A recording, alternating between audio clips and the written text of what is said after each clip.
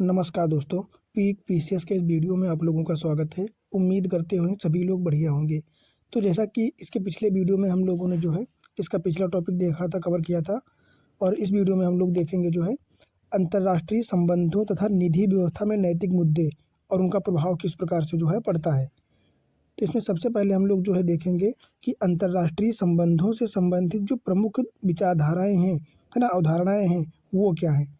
तो अगर एक-एक करके देखें तो एक हो जाएगा, एक तो यथार्थवाद, आदर्शवाद, विश्व नगरवाद, जीवन दृष्टिकोण, है ना, मार्क्सवादी, गांधीवादी हो जाएगा। तो इस प्रकार ये सारी विषय जो है विचारधाराएँ हैं। तो देख लेते हैं एक-एक के अंदर क्या कहने का मतलब क्या है इनका। तो पहला है यथार्थवाद, है ना। यथार्थवाद क्या कहता है? यथार्थवाद कि विदेश नीति का प्रमुख आधार क्या होता है? राष्ट्रहित, है ना। कि विदेश से अगर किसी प्रकार की कोई नीति बन रही है या कोई कानून है तो वो क्यों है? क्योंकि अपने राष्ट्र का हित चाहिए, है ना। अपने राष्ट्र की संप्रभुता बनाए रखना है, सॉवरेनिटी बनाए रखना है ना। अपने राष्ट्र का फायदा होगा तभी तो बनाएगा कोई। तो इसमें क्या है कि प्रमुख हित, सुरक्षा हो जाएगा, एकता हो जाएगा, अखंडता हो जाएगा, ये सारी चीज़ें, है ना। जैसे इंटरनेशनल रिलेशनशिप में राजनीति शक्ति की संघर्ष की राजनीति होती है ना। इसीलिए तो नैतिकता इस विचारधारा में जो है अनुकूल नहीं है। इसीलिए क्योंकि नैतिकता का तात्पर्य होता है कि सभी के साथ समानता का व्यवहार करना, है ना कि स्वार्थवाद पर बढ़ावा देना। पर यहाँ पे क्या है, यहाँ पे केवल अपने राष्ट्र हित को जो है ध्यान में रख के सारी चीज़ें की जाती हैं। तो ये इससे उतना कंपैटिबल नहीं हो पाता है ना यथार्थवाद। अगला बात करें आदर्शवाद। तो आदर्शवाद क्या कहता है ना। तो आदर्शवाद क्या कहता है कि शांति व सहयोग पर बल देना, जो कि कॉमन हित है ना। ये सिर्फ भारत के लिए नहीं है।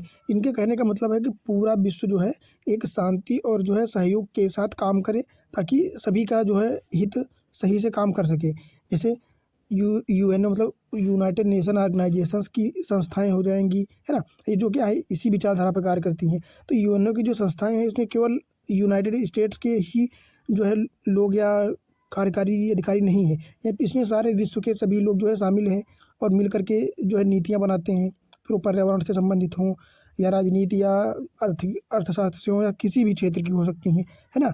अगर बात करें आदर्शवाद की, तो आदर्शवाद जो है यथार्थवाद का विपरीत है, क्योंकि ये कॉमन हित को लेकर ध्यान में रख के चलता है और सार्वजनिक हित पर बढ़ावा देता है। पर ये केवल राष्ट्रीय हित या स्वार्थवाद को बढ़ावा देता है। तो आदर्शवाद का सबसे महत्वपूर्ण या सबसे बढ़िया उदाहरण क्या हो जाएगा? गांधीवाद, है ना। क्योंकि गांधीवाद भी कॉमन हित पर जो है ध्यान देते हैं, सार्वजनिक सेवा को ही सबसे सर्वोपरि मानते हैं, है ना। तो आदर्शवाद और यथार्थवाद में यही अंतर है बस। अगला बात करें विश्व नगरवाद। तो विश्व नगरवाद की धारणा की बात करें तो इसमें क्या है कि एक देश के निर्णय सभी देशों को प्रभावित करते हैं, है ना। क्योंकि ग्लोबलाइजेशन के कारण जो है अगर किसी चीज़ को किसी देश में जो है शामिल किया जा रहा है तो उससे उस देश के भी जो है उस चीज़ के क्षेत्रों पर भी प्रभाव पड़ेगा। जैसे भूमंडलीकरण हो जाए, है ना। तो भारत के विश्व बंधुत्व विचारधारा के नज़दीक है ये भूमंडलीकरण। तो जैसा कि इसके पहले हम लोगों ने इंडियन सोसाइटी में पढ़ा भी था कि भूमंडलीकरण का जो है प्रभाव किस प्रकार अन्य देशों पर भी पड़ता है।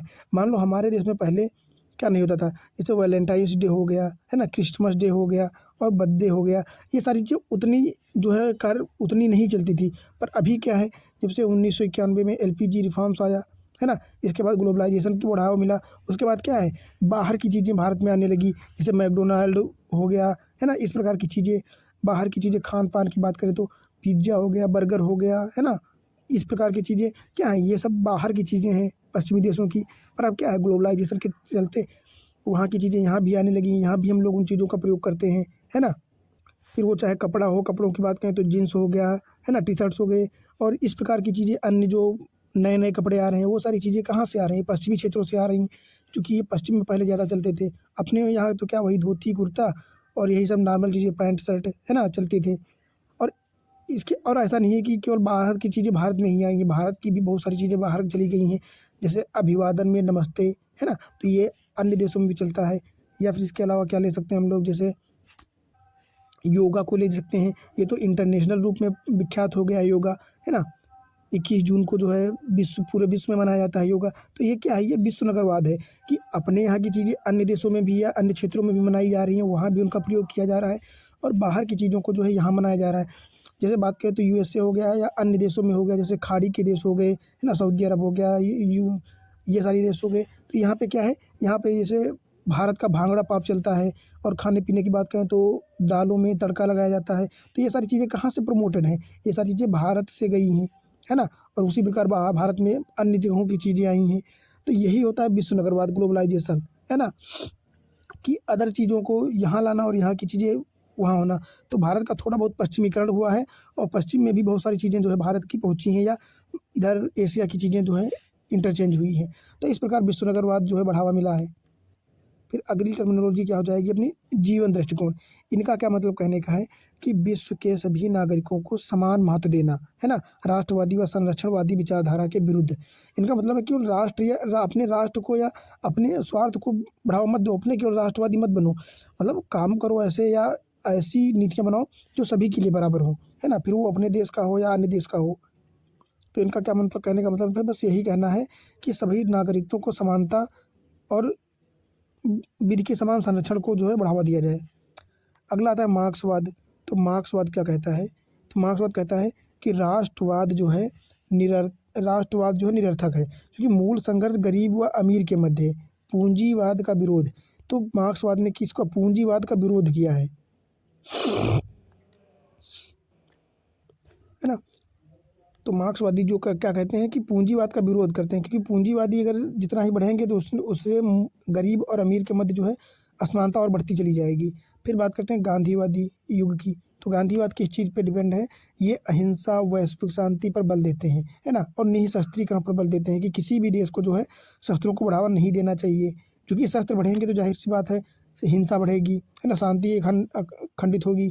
तो इनके कहने का बस ये एक मतलब है कि सभी देश जो है आपस में भाईचारे के रूप में एकता बढ़ाए रखें और अखंडता को बढ़ावा दें, है ना? तो अहिंसा, वैश्विक शांति, इन चीज़ों पर ध्यान दें और शस्त्रीकरण पर बिल्कुल भी बल ना दें। तो ये गांधीवादी विचारधारा है। तो इस प्रकार जो है ये अपने क्या हो जाएंगी, सारी विचारधाराएं हो जाएंगी। फिर यथार्थवाद हो, आदर्शवाद हो, विश्व नगरवाद हो, जीवन दृष्टिकोण हो, मार्क्सवादी हो, गांधीवादी हो, है ना? तो ये सारी हम लोगों ने देख लिया है। अब हम लोग देखेंगे आगे कि अंतर्राष्ट्रीय नैतिकता संबंधी मुद्दे कौन कौन से हो सकते हैं, है ना? कि अंतर्राष्ट्रीय स्तर पर किस प्रकार की जो है नैतिकता संबंधी मुद्दे आते हैं। अगर पहली बात करें तो विश्व की साझा संपत्ति का प्रबंधन व विनियमन का सबसे बड़ा मुद्दा आता है ना? विश्व की साझा संपत्ति का प्रबंधन व विनियमन, मतलब विश्व की साझा संपत्ति की बात करें तो इनके कहने का मतलब है वो क्षेत्र जो किसी पर्टिकुलर देश या पर्टिकुलर क्षेत्र से संबंधित नहीं है। अब मान लेते हैं कि अपने देश की सीमा के 200 नॉटिकल माइल के बाद जो है वो ऐसा क्षेत्र आ जाता है डीप सी, वो उस पे सभी क्षेत्रों का जो है सभी का बराबर का जो है अधिकार रहता है। तो उस पर जो नैतिक मुद्दे उत्पन्न होते हैं उसी को कहते हैं विश्व की साझा संपत्ति पर जो है प्रबंधन व विनियमन का खतरा। तो इसके इनमें कौन कौन से क्षेत्र आते हैं? एक तो अंटार्कटिका क्षेत्र हो गया, आर्कटिक क्षेत्र हो गया, खुले सागर के संसाधन व मुक्त आवागमन, है ना? तो इस प्रकार के जो क्षेत्र हैं वहाँ पर किस प्रकार की नीतियाँ बनेंगी, किसका अधिकार होगा या कौन किस प्रकार से जो है प्रबंधन करेगा, विनियमन करेगा। जैसे अंतरिक्ष नीति हो गई। तो ये सारे जो मुद्दे होते हैं ये विश्व की साझा संपत्ति पर जो है डिपेंड करते हैं, क्योंकि इस पे किसी एक क्षेत्र का जो है अधिकार नहीं होता, इस पर सभी देशों का अधिकार होता है ना? जो अमीर देश होते हैं या जो पावर वाले होते हैं वो थोड़ा ज़्यादा अपना जो है मोनोपोली बनाए रखते हैं, है ना? तो इस प्रकार के जो है मुद्दे उत्पन्न हो जाते हैं। अगला क्या है? अगला है परिवर्तन संकट व जो है पर्यावरणीय संकट और जलवायु परिवर्तन से संबंधित मुद्दे भी उत्पन्न हो रहे हैं, और वर्तमान में तो सबसे ज़्यादा इन्हीं का खतरा है ना? कि जलवायु परिवर्तन हो रहा है, पर्यावरणीय संकट उत्पन्न हो रहे हैं। जैसे कौन कौन से हो जाएंगे? पेरिस जलवायु समझौता हो जाता है इसके लिए, है ना? सस्टेनेबल डेवलपमेंट गोल हो जाते हैं, ग्लेशियर व चरम जलवायु संबंधी मुद्दे हो जाएंगे, जीवों के संरक्षण संबंधी मुद्दे तथा द्वीपीय देश जो होते हैं वो, और तटीय क्षेत्रों में डूबे संबंधी मुद्दे, है ना? क्योंकि तटीय क्षेत्र जो है वो डूब जाएंगे अगर जलवायु परिवर्तन होगा, तो ग्लेशियर पिघलेंगे, पानी बढ़ेगा क्षेत्रों में, है ना? तो डूबने की संकट हो जाएंगे। तो इस प्रकार के जो मुद्दे होते हैं वो पर्यावरणीय संकट और जलवायु परिवर्तन से संबंधित होते हैं। क्योंकि अगर बात करें जलवायु परिवर्तन या पर्यावरणीय संकट, तो ये ऐसा तो है नहीं कि केवल एक देश करता है और जो देश नहीं करता है उसको संकट कम पड़ेगा।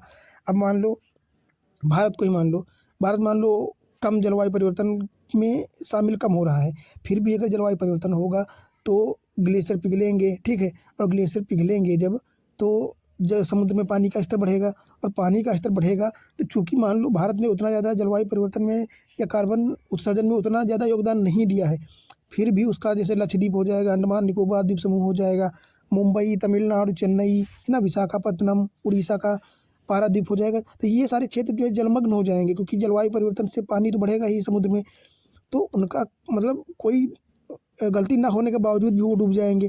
तो ऐसा होता है कि अगर जलवायु परिवर्तन हो रहा है तो समान रूप से जो है सभी पर प्रभाव डालेगा। तो इनके कहने का मतलब ये है कि इस प्रकार के जो मुद्दे होने वाले हैं, जलवायु परिवर्तन हो या पर्यावरणीय संकट हो, तो इसमें सभी देशों को एक साथ आगे बढ़कर नीतियाँ बनानी चाहिए, है ना?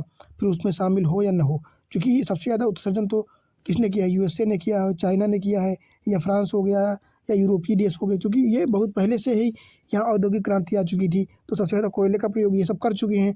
और भारत हो गया या छोटे देश हो गए और जो विकासशील देश हैं, तो ये अभी अभी स्टार्ट किए हैं, तो इनका उत्सर्जन उतना थोड़ी ना हुआ जितना कि उनका हो चुका है ना?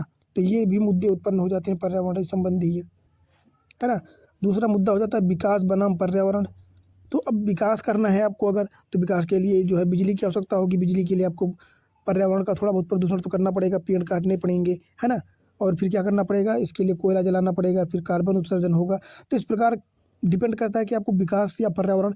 तो हमको क्या करना है, वर्तमान का समय ऐसा है कि हमको विकास तो करना है, पर पर्यावरण को ख़त्म करके विकास नहीं करना। ऐसा विकास किस काम का जो फिर से विकास को बर्बाद ही कर दे। तो विकास के लिए हमको क्लीन एनर्जी की आवश्यकता होती है, ग्रीन एनर्जी की आवश्यकता पड़ेगी, है ना? तो पर्यावरण को ख़त्म करके थोड़ी काम चलेगा। तो इसमें हमको ऐसा संतुलन बनाना है कि पर्यावरण का कम से कम नुकसान हो और हमारा विकास भी बढ़ता रहे। तो ये भी एक चिंता बन जाती है।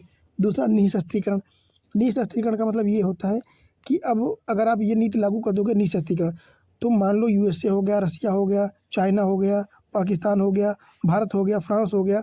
अब मान लो इनके पास तो एटॉमिक एनर्जी है, इनके पास तो मान लो परमाणु संयंत्र हैं, ठीक है, या परमाणु बम मान लो या हथियार मान लो, तो इनके पास तो जो है इनफ परमाणु हथियार हैं। पर अगर अब ऐसी नीति बनाओगे कि कोई भी परमाणु हथियार नहीं रख सकता है, तो ये तो गलत बात है ना, क्योंकि आपके पास हैं और जो छोटे देश हैं वो अब प्रयास कर रहे हैं, तो उनके पास नहीं होंगे या वो नहीं बनाएंगे, उनका काम कैसे चलेगा, है ना? तो इसकी, या फिर अगर ऐसी नीति बनाओ कि किसी के पास नहीं होनी चाहिए, या जिनके पास हैं वो फिर उनको डिस्ट्रॉय करो, है ना? तो इस प्रकार भी डिपेंड करता है।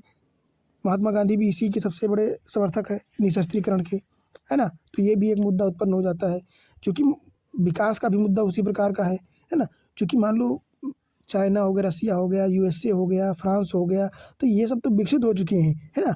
अब ये लोग अगर कोयले का कम प्रयोग करेंगे तो भी उनका काम चल जाएगा, पर भारत को या भारत जैसे विकासशील देश को तो करना ही पड़ेगा, क्योंकि नहीं करेंगे तो उतनी एनर्जी, ग्रीन एनर्जी नहीं प्रोड्यूस कर पा रहे हैं अभी, है ना? इनकी कैपेबिलिटी उतनी ज़्यादा थोड़ी है, क्योंकि ये विकासशील है, विकसित तो हो नहीं पाए हैं अभी। तो ये सारी चीज़ें मैटर करती हैं। अगला क्या है, मानवाधिकार या शरणार्थी मुद्दे, है ना? चूँकि मानवाधिकार सबसे बड़ा मुद्दा है, तो मान लो बांग्लादेश हो गया या पाकिस्तान हो गया, म्यांमार हो गया, म्यांमार के रोहिंग्या शरणार्थी हो गए, तो यहाँ पे हमेशा कोई ना कोई क्लेश चलता रहता है। तो वहाँ के शरणार्थी हैं, जो वहाँ पे रहने वाले लोग हैं, तो वो भाग करके अगर किसी देश में जा रहे हैं तो शरणार्थी के रूप में, तो उन पर भी किसी प्रकार के अधिकार या उनका क्या जो है अधिकार होंगे, वो कहाँ जा सकते हैं, तो ये सारे मुद्दे भी जो है डिपेंड करते हैं, है ना? जैसे मध्य एशिया के रोहिंग्या शरणार्थी हो गए, है ना? और विदेशी सरकारों द्वारा भारत में एनजीओज़ को फंडिंग देकर सरकार व जनता के मध्य विश्वास को कमज़ोर करना। मान लो भारत में कोई एनजीओ है, ठीक है, जो समाज सेवा के लिए बनाया गया है, और उसमें किसी विदेश से फंडिंग आ रही है ना? तो इस चीज़ की संभावनाएँ बढ़ जाती हैं कि वो जो विदेश से फंडिंग कर रहा है, चूँकि फ्री में पैसे दे रहा है, तो हो सकता है कि वो अपने यहाँ अपने हित साधने के लिए या भारतीय सरकार को गिराने के लिए, भारतीय सरकार या भारतीय सुरक्षा को खतरे में डालने के लिए भी फंडिंग कर सकता है साथ में, है ना? तो इस प्रकार की भी जो है संभावनाएँ या इस प्रकार के मुद्दे भी क्या रहते हैं, बने रहते हैं। तो ये भी एक शरणार्थी मुद्दा हो सकता है ना? कि भारत कोई आया शरणार्थी के रूप में और उसने बम ब्लास्ट कर दिया या कहीं पे कोई आंतरिक सुरक्षा को जो है कंप्रोमाइज़ किया, तो इस प्रकार के भी मुद्दे सामने आ जाते हैं। फिर बौद्धिक संपदा अधिकार, है ना? विकसित और वर्सेस बनाम विकासशील, तो ये भी डिपेंड करता है बौद्धिक संपदा अधिकार, क्योंकि विकास से विकसित देश जो है वो बहुत सारे पेटेंट ले चुके हैं, है ना? और विकासशील देशों में अभी उस लेवल का सिस्टम नहीं हो पाया है विकसित, है ना? फिर बात करते हैं प्राकृतिक आपदा। तो प्राकृतिक आपदा जैसे बीच में कोविड-19 आया था, तो इसने पूरे विश्व को, ना कि केवल भारत को, पूरे विश्व को जो है प्रभावित किया है, पूरे विश्व में भी अपना जो है दिखाया है अपनी कैपेसिटी, है ना? तो इससे भी बहुत सारे देशों को नुकसान हुआ है ना? तो इस प्रकार से जो है ये सारे मुद्दे अंतर्राष्ट्रीय नैतिकता संबंधी मुद्दे उत्पन्न हो सकते हैं, है ना। तो इनको आप लोग थोड़ा सा ध्यान से देख लेना, और इसके अलावा भी हो सकते हैं, तो अब आप अपने नोट्स में जो है अलग से बढ़ा सकते हैं, है ना। बस एक रिक्वेस्ट है कि नोट्स ज़रूर बनाते रहना और फीडबैक देते रहना कि किस प्रकार से जो है हम लोग आपको ये प्रोवाइड करा रहे हैं कंटेंट, इससे आपको क्या फ़ायदा हो रहा है ना। या कोई गलती है या कहीं पे कुछ समझ में नहीं आ रहा है तो आप कमेंट ज़रूर किया कीजिए, है ना। बाकी अगर बात करें अगला, तो अंतर्राष्ट्रीय संबंधों में जो है नैतिकता के प्रमुख आधार क्या हैं। मतलब अंतर्राष्ट्रीय स्तर पर जो है हम लोग संबंधों को बढ़िया बनाने के लिए कौन कौन से, नैतिकता को बनाए रखने के लिए कौन कौन से जो है उपाय कर सकते हैं। तो इसके लिए हम लोगों को वसुधैव कुटुंबकम के सिद्धांत पर कार्य करना चाहिए, है ना। तो वसुधैव कुटुंबकम के सिद्धांत पर कार्य करना चाहिए, है ना। एसडीजी लक्ष्य हो गए, सस्टेनेबल डेवलपमेंट लक्ष्य, इनको ध्यान में रख के कार्य करना चाहिए, है ना। और मानव अधिकारों को सबसे ज़्यादा वरीयता देनी चाहिए। फिर क्या हो जाएगा, युद्ध व जलवायु शरणार्थियों के प्रति संवेदनशीलता को अपनाना, है ना। ऐसा नहीं है कि कोई आ रहा है तो उसको मार के भगा दें या कुछ भी करें, तो उसको थोड़ा सा अधिकार देना, उसको सहायता करना, ये सारी चीज़ें हो जाएंगी। करुणा और सहानुभूति का भाव रखना, पर्यावरणीय नैतिकता को बढ़ावा देना, सबसे महत्वपूर्ण तो यही है ना। फिर प्रेम, शांति एवं अहिंसा, इन जैसी नीतियों और मूल्यों को बढ़ावा देकर जो है नैतिकता को बढ़ाया जा सकता है अंतर्राष्ट्रीय स्तर पर, है ना।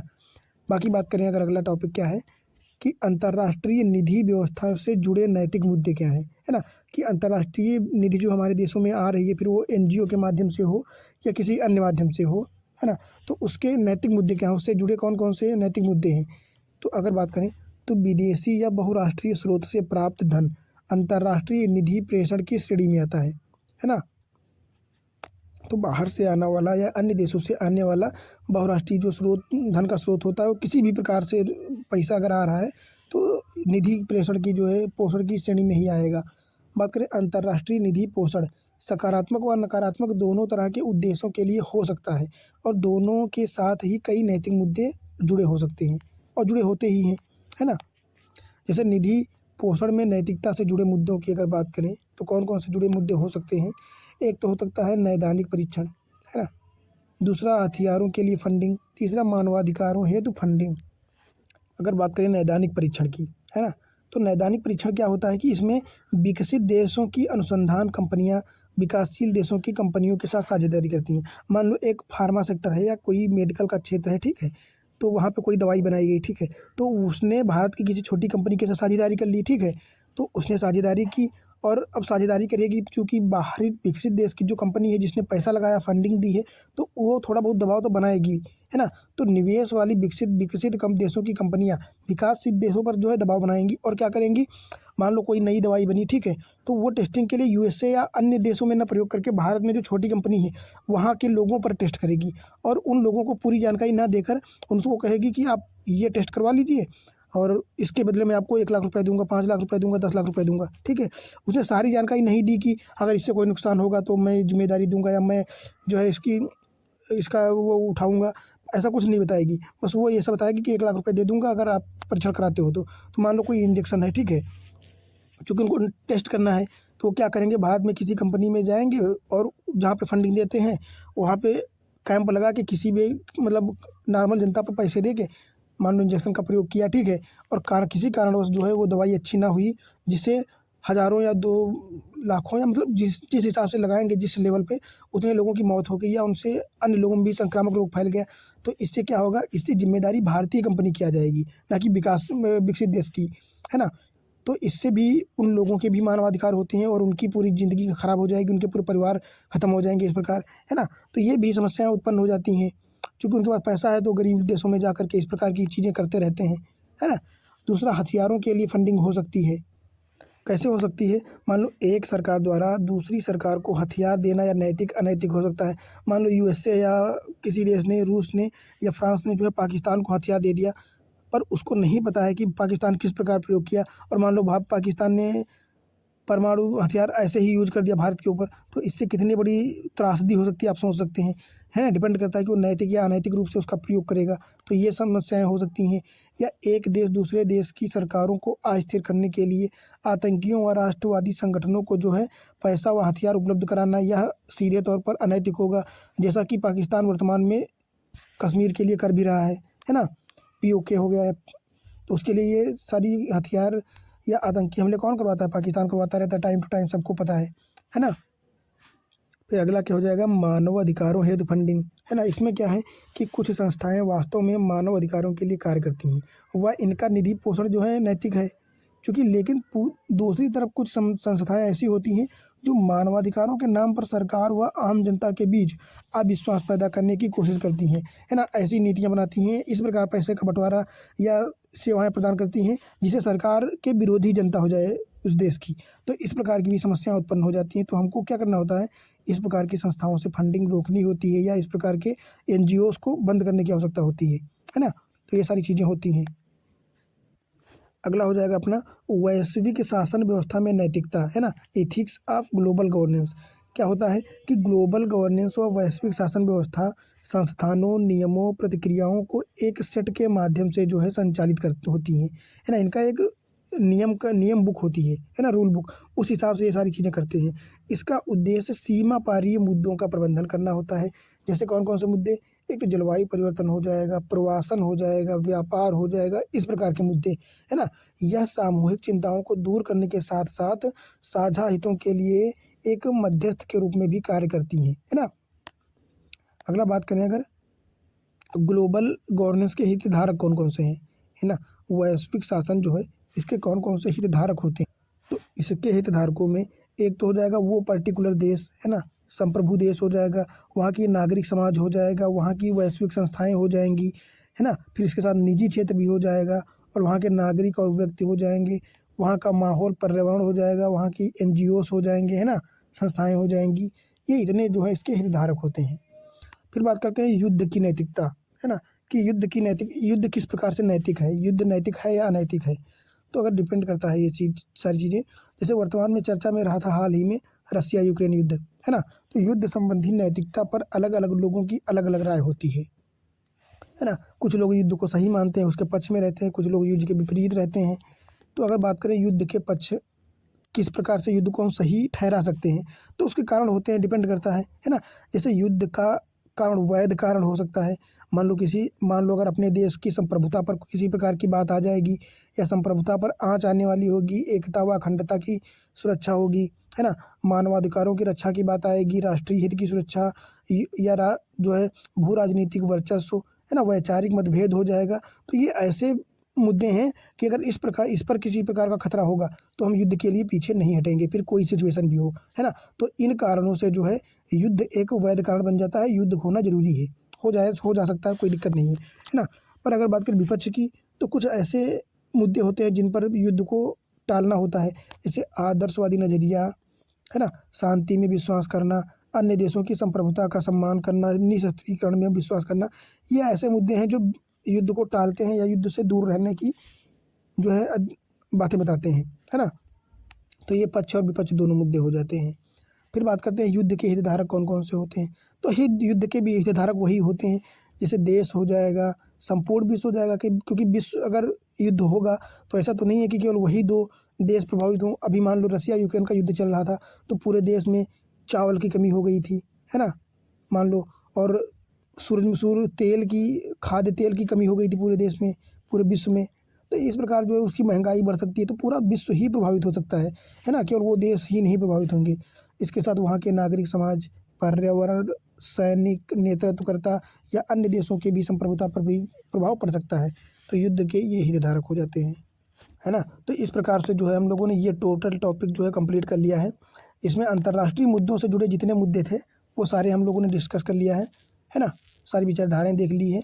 अब इस जो है पर्टिकुलर यहाँ से तो ऐसा कोई वो नहीं बचा है कि पढ़ा ना हो, हम लोगों ने सारी चीज़ें कवर कर ली हैं और क्वेश्चन अगर आएंगे तो आप लोग यहाँ से डील कर पाओगे आराम से। इसके अलावा बाकी कुछ ज़्यादा पढ़ने की आवश्यकता नहीं है ना।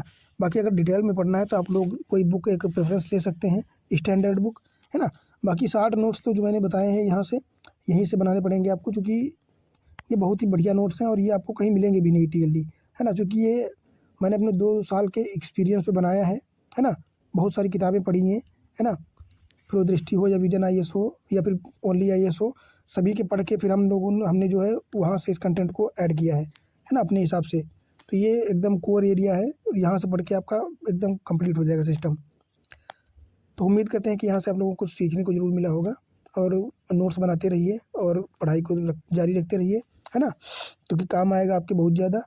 तो बाकी अगर वीडियो अच्छी लगी हो तो लाइक कर दीजिए, सब्सक्राइब कर लीजिए। बाकी मिलते हैं अगले टॉपिक के साथ अगली वीडियो में।